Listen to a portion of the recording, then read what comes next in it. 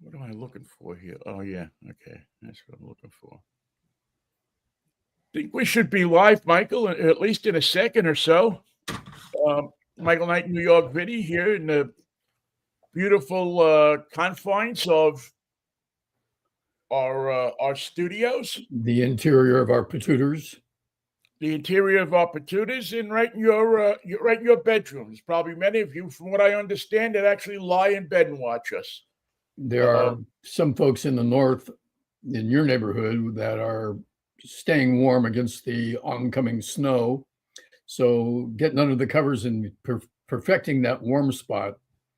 That's one of the greatest inventions of man bedding and mornings with the sun coming up is the warm spot. yeah, yeah. They now put it. You can now buy it in your mattress. You don't even have to like You don't have to do your own warm spot. You can buy one. your own spot. You can go and buy a, a mattress that you can program to fire up your warm spot. You can have your warm spot any place in the bed you'd like it.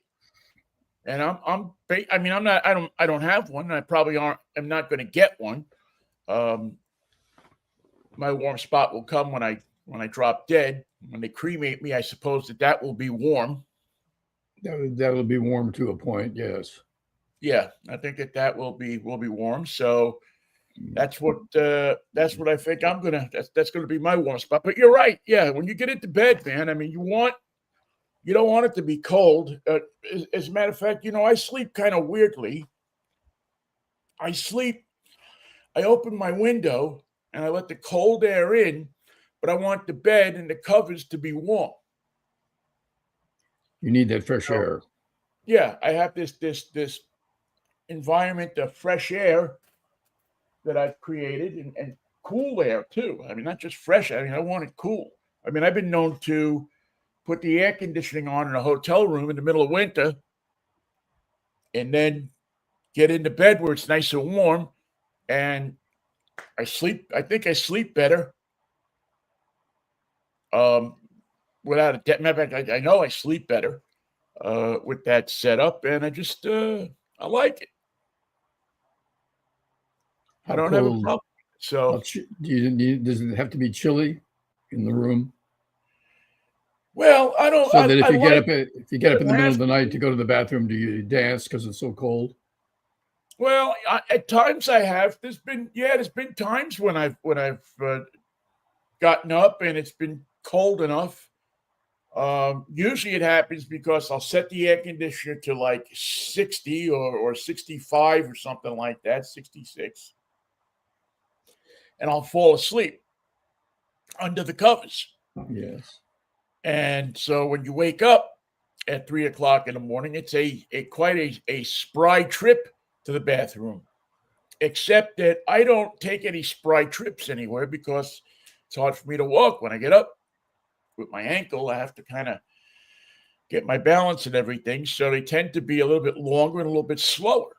So all of a sudden, here I am taking a slow walk through the 60 degree. By that time, it's probably cold as a refrigerator in there.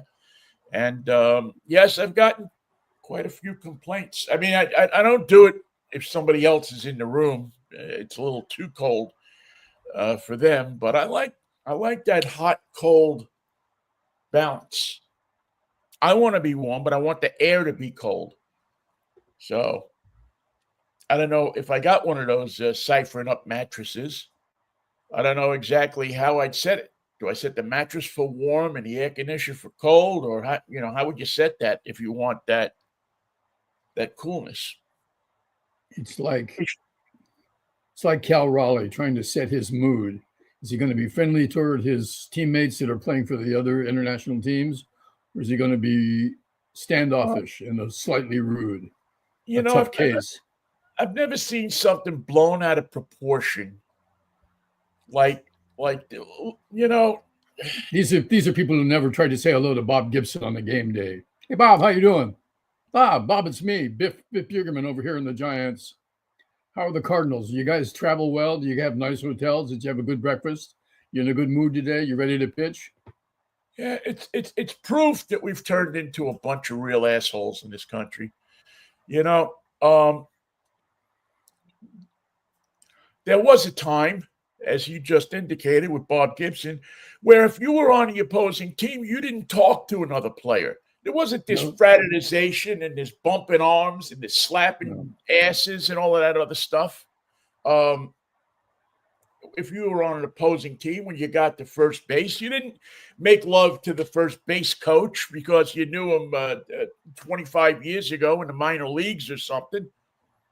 You got to the base and you were focused on what you could do to screw the other player. You were focused on what you could do to take his attention off either the pitcher or the ball that was about to be hit so that it would go past the guy instead of winding up in his glove.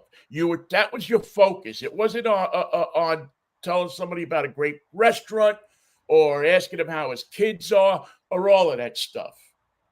And that was baseball. I mean, you don't now we're not talking about being mean to people or being not reactionary with people when you're off the field, when you're out, if you see him in a bar, something like that. But on the field, while the game is on, that guy, and he's on an opposite team, he's not your friend. I don't care if he's your teammate. Just straight off the bag and see how much of a friend he is to you. Yeah. If you got to beat him, or if you got to, I mean, not beat him. I mean, that's really, really old days. But if you got to pitch a guy inside, if you got to pitch a guy high and tight, if you got to back him off the plate and you're fist bumping with him and blowing him kisses and everything. No, you know what? Cal Raleigh was 100% right. Screw these people who, and it's all social media bullshit. It's all, he disrespected him. He's his teammate. And then of course, the clickbaiters have got to blow it up to it's a feud from last year that they've had in the clubhouse. And oh my God, how will the Mariners survive it? They'll survive it when they stop playing this freaking tournament, which, I mean, stuff like this happens in the tournament. When you have players, when you looked at the All-Star game before they merged the leagues and made it all one thing, players from one league didn't talk to another player from the other league.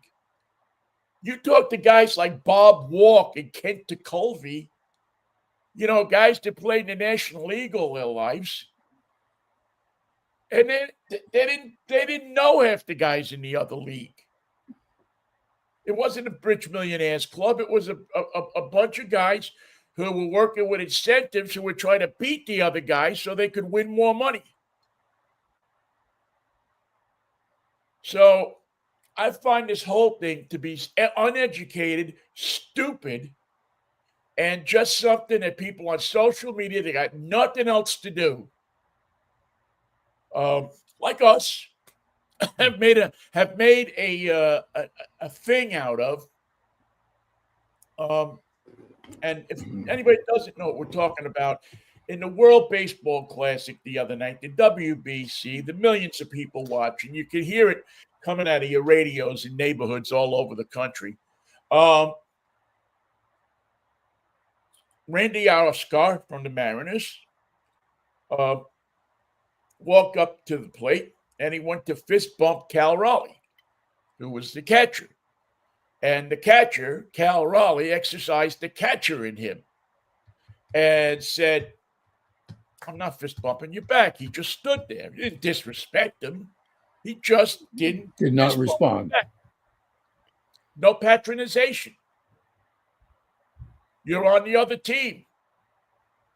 It was ingrained in me by Mr. Favicchio, Phil Favicchio, who was my coach in the Silk Sox. How old were you? 8, 9.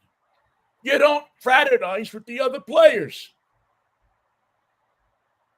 They're the enemy. You're playing on this team. You don't talk, you don't disrespect, you don't beat them up or anything or hit them or try to knock them down, but you don't fraternize with people. You don't, after the game, you want to go have a hot dog and a soda, knock yourself out. But when you're on the field, when you're between the lines, you're not friends.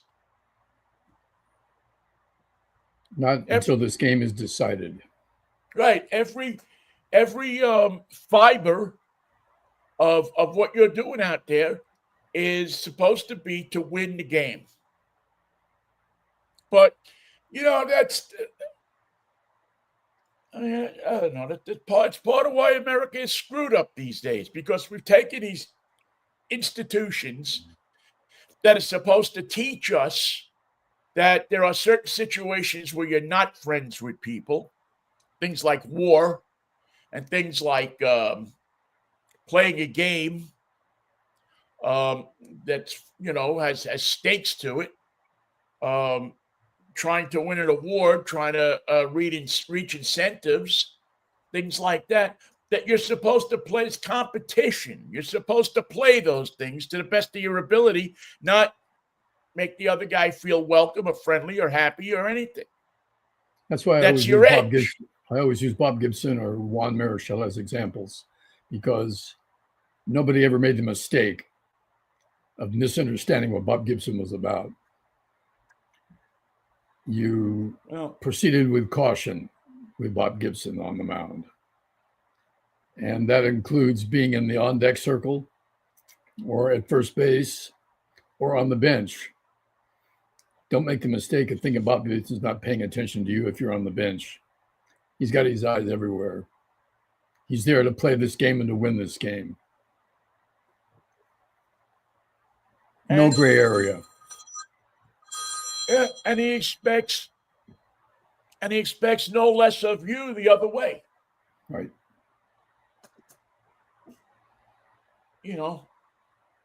But we live in a world now, in a society where we've been taught, kids have been taught, young people have been taught, that those rules don't apply anyway. You're supposed to be friendly and loving to everybody. And you can't have both. But when you get somebody that does it, it's, a thing like that is clickbait. Or if it isn't clickbait, there are people who will try to make it clickbait, who will try to make it, turn it into something, because that's what people talk about. The talk around here yesterday was on the sports stations and everything was, the rift between Raleigh and his teammate, Arozarena.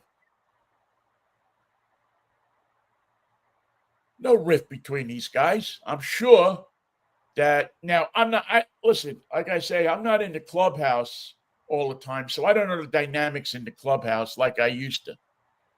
So I don't know. Maybe these two guys hate each other. Maybe he came home and caught Cal,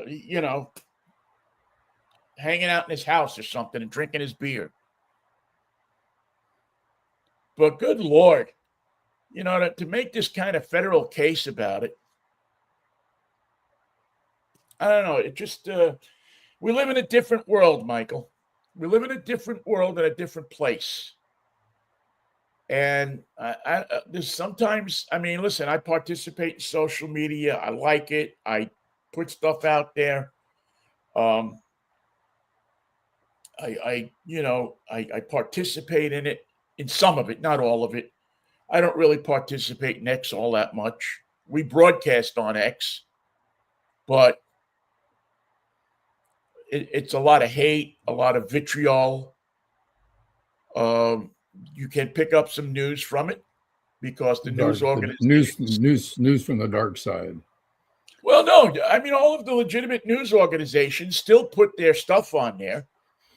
It's kind of the OG. It's the original guard of the original gangster of social media, really, when you think about it, even though many people have said they fled it. Many people haven't. And there's still a lot of opinion on there. And you gotta be smart enough to discern what's truth and what's rumor and what's somebody ranting. There's a lot of hate mongers on there. It's not like it was 5 years ago, where you would go on there and you would see it's a lot of people who are frankly quite disturbed. Permanently disturbed. There's no cure for that kind of disturbance. It's It sad. seems to get worse every day, just self-multiplying. Well, there is a cure for it, Michael. I think that, if you think about this, that there are many people in on social media who would do well to follow the example of our Secretary of what is he, Secretary of War,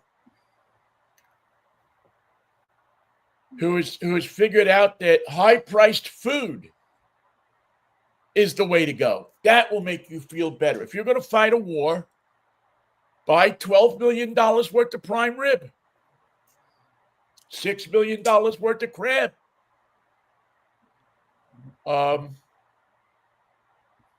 And so all of the other accoutrements that go with that. Fruit basket hangers that go, or platforms that go for, I don't know, what was it, $70,000. Those little wire things that they put fruit baskets on. Buy a bunch of those.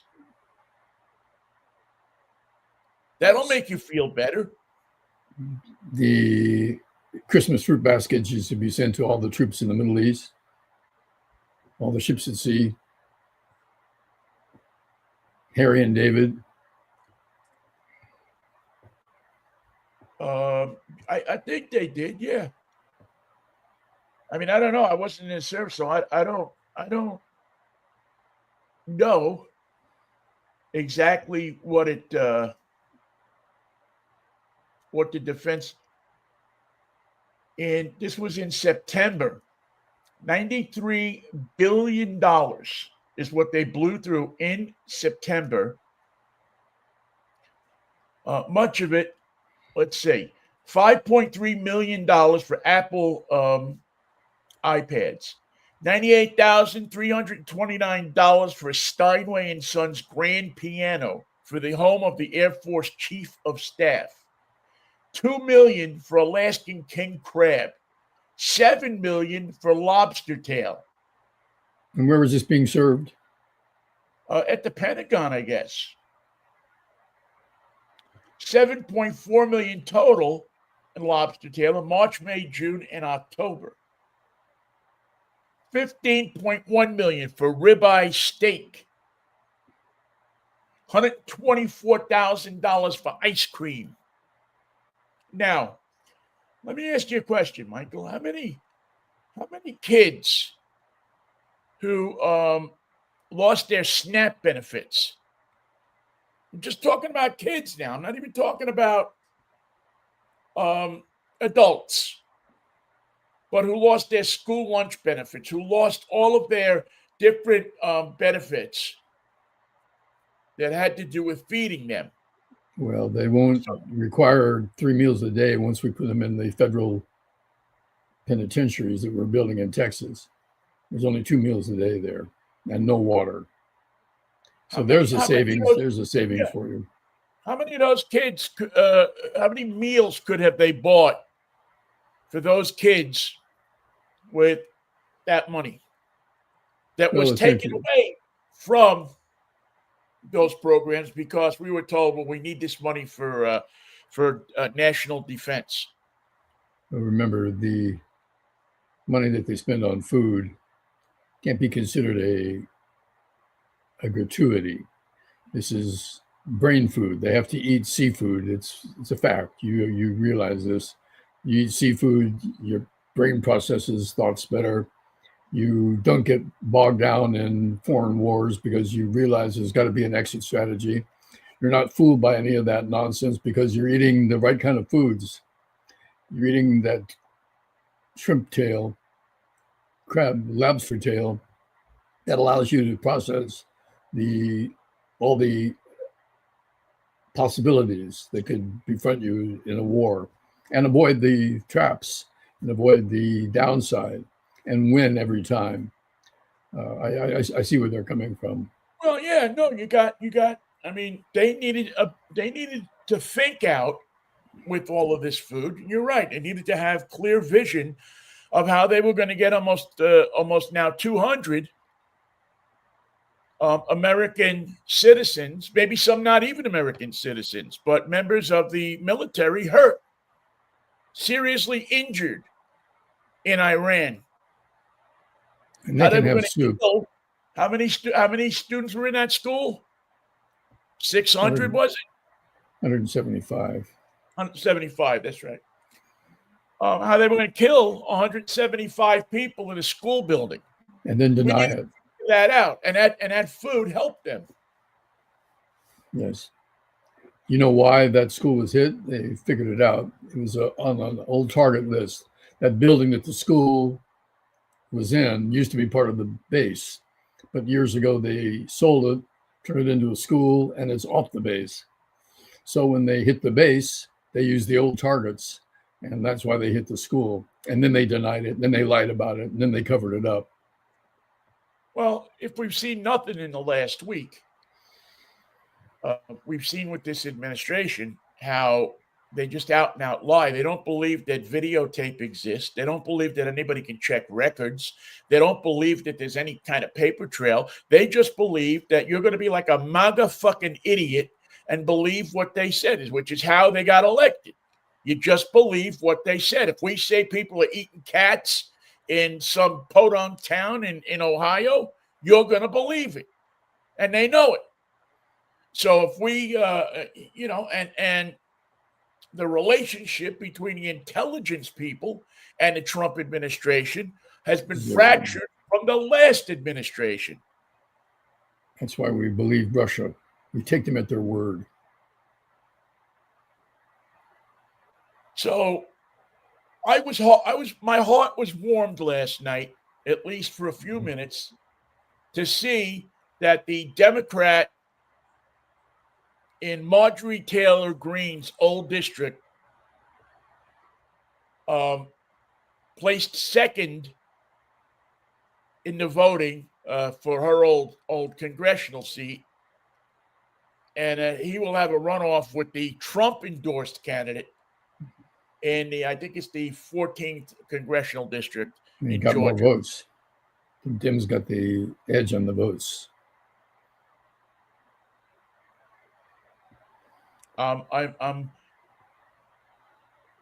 He couldn't get to 50% and +1 to win it outright.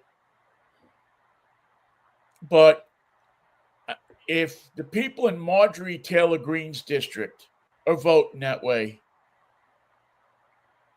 and we're seeing this now all over the country, in Texas and Georgia, in solid red states, we're seeing it.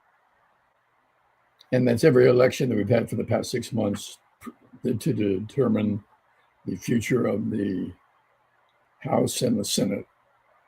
Yeah. They voted for them every damn time in every state, from Kansas to South Carolina to Georgia. Name your state. It's all happening in places where Trump should be walking away with the election. His endorsement actually results in the opposite. The endorsement from Trump is now the kiss of death. At least they're now able to add, they're already known child molesters. Now they can add child killers to their resume. Let that sit with you now if you voted for Trump. Let that sit with you. And keep in mind that he's a kidder. He kids a lot. He kids around a lot. Yeah, he's kidding around.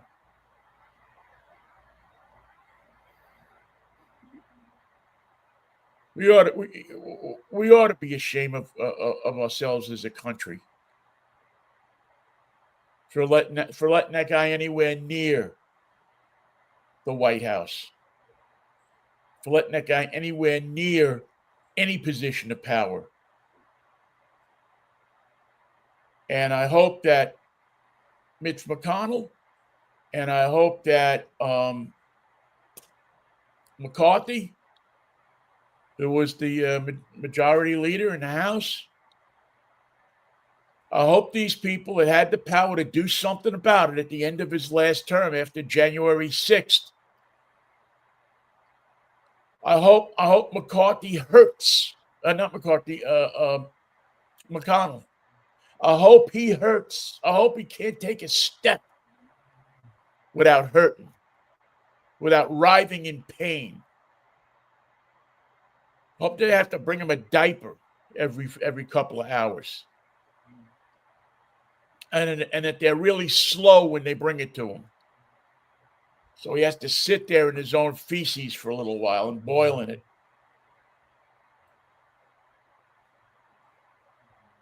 And don't forget the other enablers, Lindsey Graham, Mike Johnson. That's a whole different. That guy, there's nothing that can happen to him that would be justice. That would be justice. They can't find anything to happen to him that would be justice.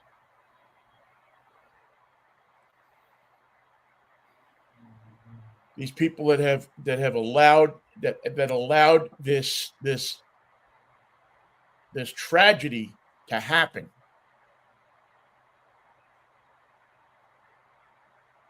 This disgusting display of machoism that, and no preparation, no thought given to the rollout, none whatsoever. As if the Straits of Hormuz turned out to be a big surprise. Who knew they were even there? Who knew they had a straits called Hormuz? We never knew. We would have kept it open, but as it is, we're going to leave it shut so that 25% of the oil in the world can't go anywhere. It's great to destabilize China. That's a great idea. Let's just cut off their supply entirely. What could be the downside of that? They should be making an alliance with China to keep the Straits of Hormuz open. So the Chinese and the American Navy say this is a safe zone. If you want to mess with anybody in this spot, you're messing with the Chinese and the United States Navy. See how far that'll get you. Well, those alliances never seem to work out well for the United States, unfortunately. Well, we're not reliable partners for alliances. Well, and neither the Russians or really the Chinese when it comes down to it. Well, if the Chinese had an ability to keep the Straits of Hormuz open, I think they would. Yeah, but I mean, past history would teach you that that you pays your money and you takes your shot. Maybe they'll come along with you. Maybe they won't. Maybe they'll come along with you a little bit. Maybe they'll use it to their advantage. Who knows? Who knows what they're going to do? But well, you know what's going to happen if the Straits of Hormuz are closed. That you can tell. That's an instant. Yeah. It's a cargo. That's a terrible, terrible, terrible mess. Yeah, that's not going to be. Yeah, that's.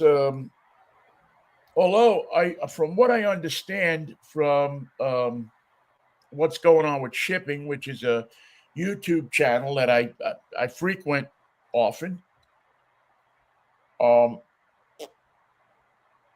Most of the oil that's coming out of the Straits of Hormuz is going to China and to Russia. Not much of our oil that we consume here because of the different sanctions and stuff that's on Iranian oil. Now, it gets here, some of it, to the international markets. Yeah, there's a transfer of stuff that goes on, and there's ships that transfer the oil and bring it under it. I don't know that there's a way that you can tag the oil and where it's from. There probably is, actually, and I just don't know what it is. But chemically, you can tell where it's from. Yeah, you can probably have some kind of oil DNA or something. But it's a joke. It's a joke. But you know what? with all that other stuff that I said about them this morning, I will say that I was very, very gratified for this victory last night in Georgia, and I just I thought that I thought this guy. I was hoping that uh, I just want to. I'm pulling up the election results. Uh, that Sean Harris, Brigadier General Sean Harris. might get to 50, but no. He only got 37.3, but he um outvoted he got more votes than the hand-picked Trump guy. Now Harris is probably going to have to do something pretty distasteful. But I think he's probably going to have to go do it. And you know what that is, Michael? Be nice to Marjorie Taylor Greene. He's probably going to have to go ask her for her endorsement. Take her to lunch. He's probably going to have to sit down with her and say, Marge, we're so appreciative of your new position on life. Yeah, your new your new outlook on life, and we would love to have you come out with us and do some campaigning because people in this district love you. Meet me at Arby's. Let's grab a what is the sandwich I'm thinking of? The Arby, Super Arby. Let's grab a Super Arby and some potato cakes and a Jamocha shake. Dr. Pepper.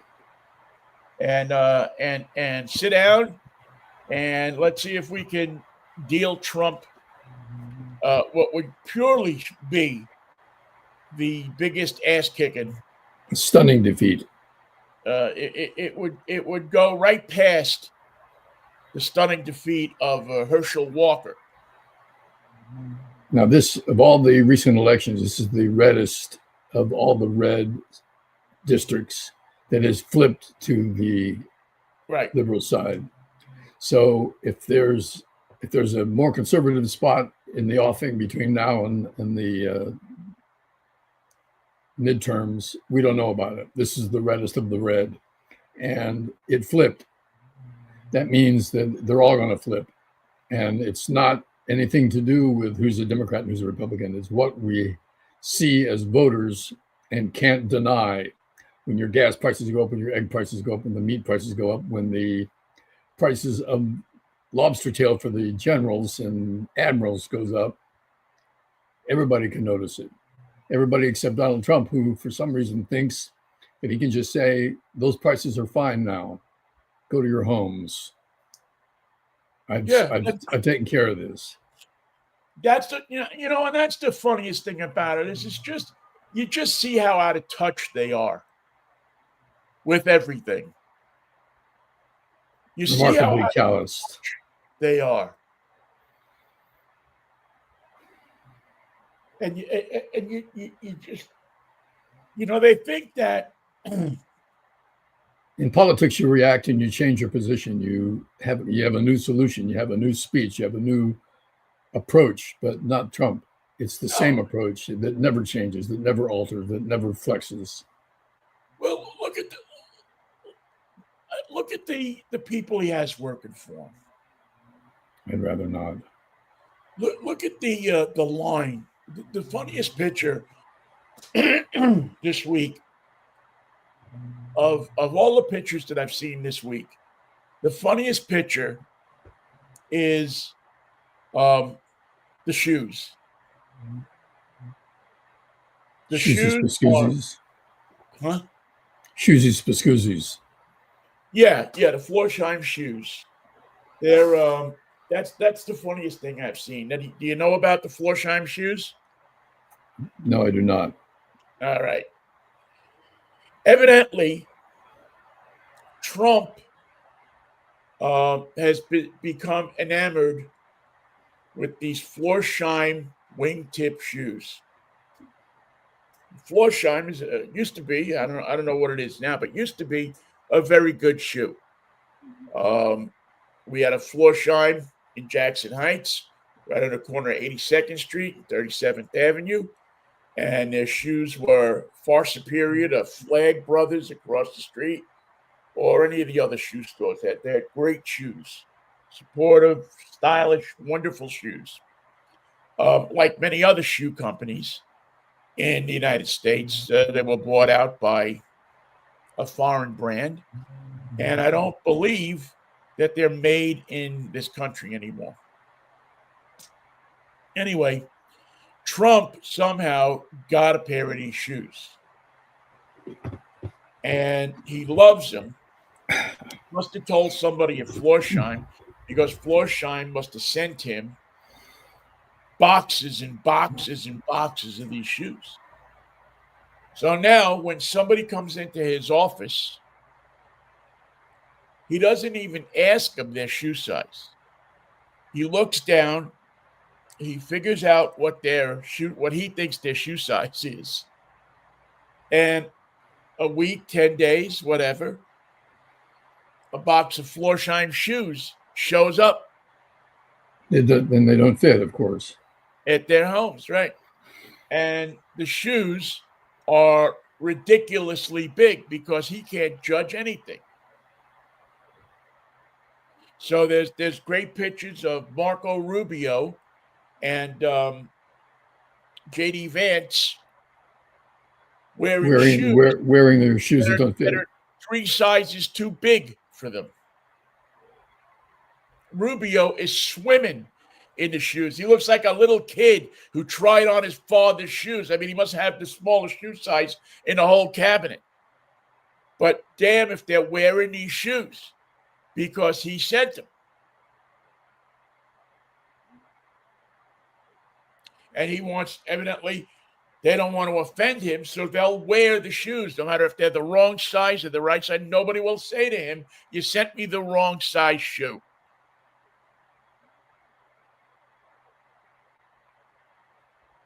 That makes perfect sense. That's our big bad cabinet that's running our war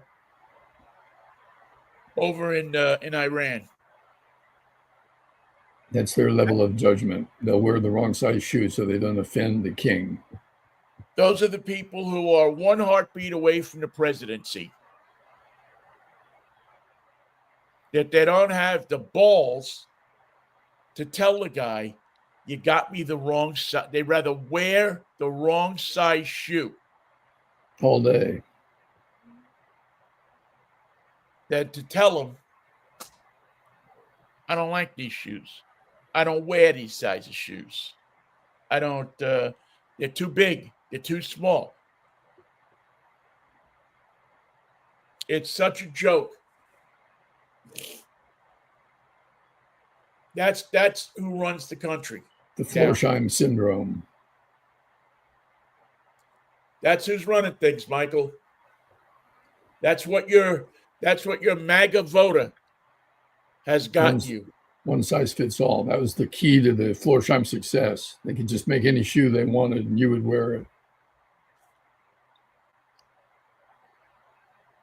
Well, no, actually, they used to do a wonderful job of fitting me for shoes. I bought my first pair of white loafers at Florsheims, and they did a nice job of going in. You sit down, guy in a suit and a tie comes with is it Braddock or Brannan machine? That I cannot remember. I know what you mean. The little slide for your middle foot and right. the little slide for the length of the foot. Yeah. I think it's the Brad. I'm going to look. I think it's the Braddock machine. I'm going to go with Braddock machine. And if you wanted one, just look under the stool where you're sitting, waiting for the shoe guy to come. Oh, they're all over they're all over the place. Brannick, the Brannick device, and that is that device that's in every shoe store in America that you put your foot in, and it measures the width and the length of your foot. The guys at Florsheim should have sent Trump a Brannick machine. He'd be using it. He'd be sizing everybody in the Pentagon right now. You can buy one for they run about $86, $88 on eBay. Brand new one. You do want a brand new one. $9.99. So maybe while our Secretary of War was sending out for steaks and lobster tail, he could have jumped on eBay and got a Brannick device. A little preparation with a Brannick device will get you into the right pair of shoes, and your Florsheims will last a lifetime. For a long time, I was an Allen Edmonds guy. I liked Allen Edmonds. Had a nice shoe, fit nicely. They made them in wide sizes, but they were expensive. But when I was in Seattle, I discovered when I went to Nordstrom's for shoes, because Nordstrom's was the place you went for shoes. Right. That was their first big success. And I went to Nordstrom's because I have difficult feet to measure and to find shoes for. And I went there, and they whipped out the Brannick device, and the guy said, "You know what? You really like a pair of Allen Edmonds." And I said, "What?" And he said, "Try these." And he put them on, and they were great shoes. They were supportive, and they last forever. And when they wear down, you put them in a box, you send them back to Allen Edmonds with, I don't know, $30. And in a few weeks, they send you back your shoes completely rebuilt. The funny thing about Donald Trump is it was possible. In fact, it was easy to size someone and get them the shoes that were going to fit. But he skipped that part. He just wanted them to have a nice gift from the president, and he wanted it not to fit. And that was easy to do because he could just eyeball it. And there you have the essence to the brain of Donald Trump. He just naturally assumes that he can do better than a Brannick device. He, with a simple glance at your foot, will divine what size shoe you wear and get it for you. And most certainly he will be wrong. And the shoes won't fit, and you won't wear them. And that's the secret to Donald Trump. His ability to fuck up any situation is ingrained in him. It's perfect. It can't be changed. Just allow him to do his thing and it'll go wrong. He can't do it correctly. He can't do it right. He can't be a man of detail or someone who can solve a problem. His solution is always going to make it worse, far worse. And that's his gift to America. Yeah. It's going to be worse tomorrow. That's your president. That's the guy who's running the war in Iran. I wonder if the soldiers have the same problem with their boots.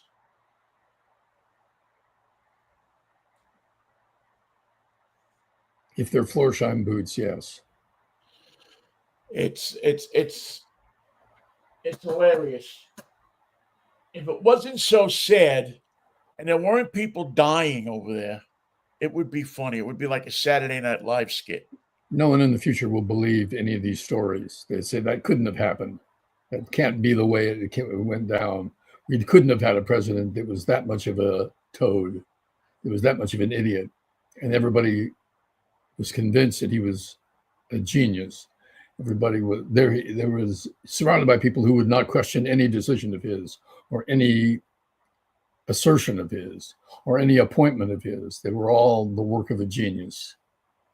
Well, the thing that bugs me, or one of the many things that bug me, I guess, is that It wasn't like we didn't know this. It wasn't like he campaigned and he was one thing and you looked at him and he said, this guy looks bright, man. This guy looks like, he's got it up here. This guy looks like he's got it on the ball. He can really do some wonderful things for this country. Instead, he was just Donnie from Queens. And then people looked at him and they voted him and they put him into office thinking, I mean, you had to know that he was a fucking idiot. Just from his television show. Just from his show. But not even that. He had 4 years to show you what he could do. He killed 1 million people in 4 years. And that was without Robert F. Kennedy helping him kill people. Now, give him credit. He rushed the vaccine. So but he told everyone not to use it. Told everyone not to trust it. And then, yeah, right. And then he told everybody not to trust it.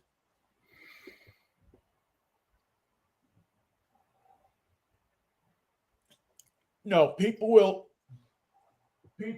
eventually look back at this and they will say, how could have you been so stupid twice?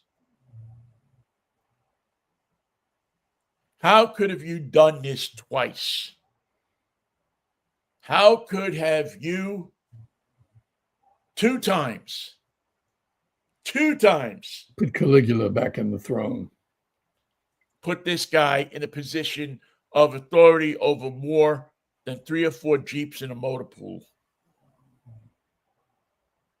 How, when you had all of these other bright people that could have done this job, how did you get this guy? That's the thing. That's going to be the question of the age. Long after we're all gone, this is what the historians, they'll look back on videotapes of his speeches and say, you can't be serious. This man doesn't make sense. He can't put 2 words together that make sense or are not a lie. Yeah, they'll think it's a Saturday Night Live. They'll think every day of this country in the time he was in the Oval Office was a Saturday Night Live skit.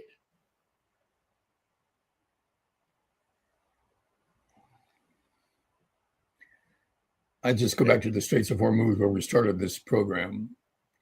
All the oil that we need to balance the tensions in the world go through the Straits of Hormuz. And we couldn't, with all our Air Force, Army, Navy, and Marines, vouchsafe that strait so that it can be used to do what it has to do. It's a 20-mile stretch, but the deep water trench for the giant oil boats is only 2 miles wide. So you're not defending an open ocean. You got to get in there with smaller boats and make sure that the straits are open, that the previously described Iranian forces are not strong enough to keep it closed on their own. If the power of the world's armies are brought to bear upon those straits, they can be kept open. But no, let's not do that. Let's let the gas price in California go to $6 in 2 days.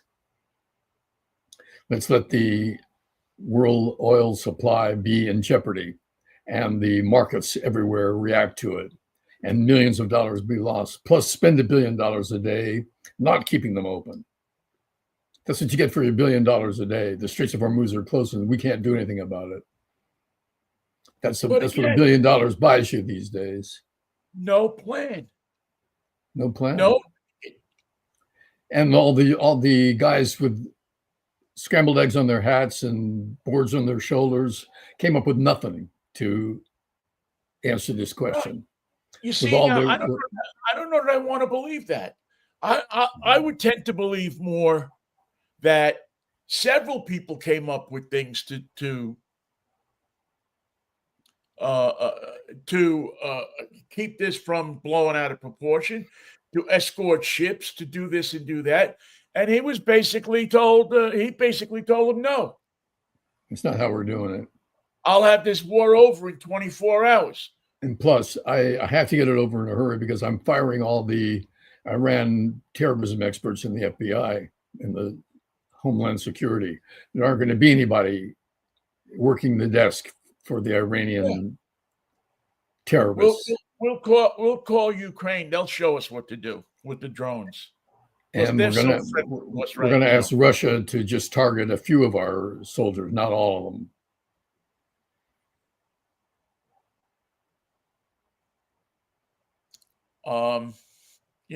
When this first started, I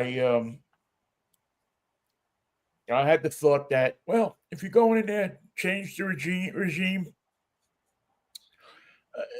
stop this mass killing that's going on with these people. Let's do none of that. Let's do nothing. Give these people a chance at some freedom, a chance at something. On blush, it doesn't look like such a bad idea. But that's not what was happening here. That's not what we did. It's not what we've done. It's not what's happening here. We have the same regime back in power as we did before. It's the guy's son. Who's more of a putz than his dad was. You killed John Gotti, so now you got Junior Gotti running the place. How do you like them apples? There you go. There's the plan. Well, he'll be intimidated of us. He's not intimidated. And Hot Rod Hegseth can explain it after that. He's got it all laid out. He's got snappy little comments to be made all day long. Hot Shot Hegseth, they call him. Old shotgun. Old dependable Hegseth. Let me ask you this, too. And I know we're going to get close to the time here, but how many secretaries of defense have you seen that would say in a press conference the night before you were going to go on some kind of offensive that you were going to go on the offensive? Now, last night was the busiest night of shooting up Iran. But did we do it or did Israel do it? Talked about it all day Wednesday or Tuesday. He said, oh, tonight's going to be the night. We're going to do this. We're going to do that. We're going to bring this down. Meanwhile, his boss is saying, well, we're going to wind this thing down. So nobody even really knows. But you got the cotton candy dipshit telling everybody exactly, signaling what they're going to do. Because he wants to go to the bar at night and say, look what I did. Well, he pounds down another Red Bull and tequila or whatever the hell he drinks. Dirty martinis. This is a regular martini with a float of scotch. It's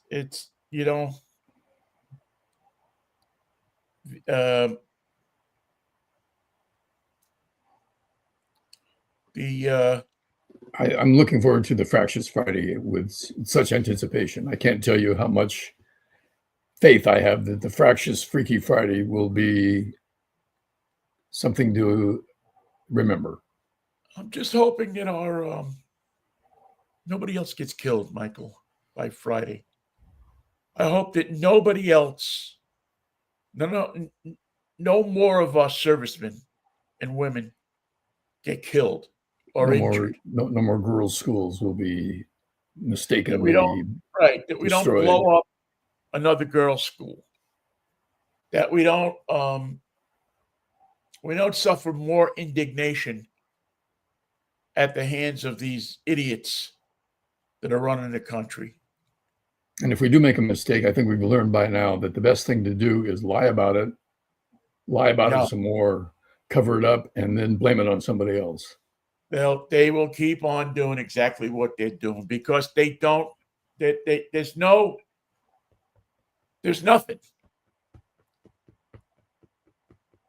until November. There will be nothing. You know what I want to hear? When they walk down the hall in the halls of Congress, the press is walking backwards and asking questions, and Lindsey Graham may say something, he may not. What I want is just the sound of Marco Rubio's size 12s flopping around on his feet as he walks down the marble hallway. I want to hear those shoes flipping around on his feet because they don't fit and he has to wear them. And that'll make my day. Go look at the picture online. It'll make your day. Go look for the picture of that they took of Rubio at a White House meeting yesterday. And the shoes they look like they're size 14. They look like clown shoes. He gets out of the clown car is wearing clown shoes. Yeah, he just looks like it's hilarious.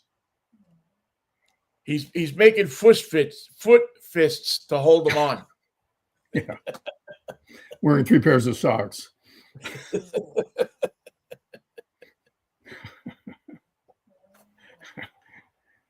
Have a great day, Vin. I'll see you Friday. It'll be a fractious Friday. See you Friday, Mikey, if the Lord's willing, the creek don't rise. Listen, everybody, thank you for listening. Have a good one. And try as hard as you can for peace and love. Manischewitz, baby.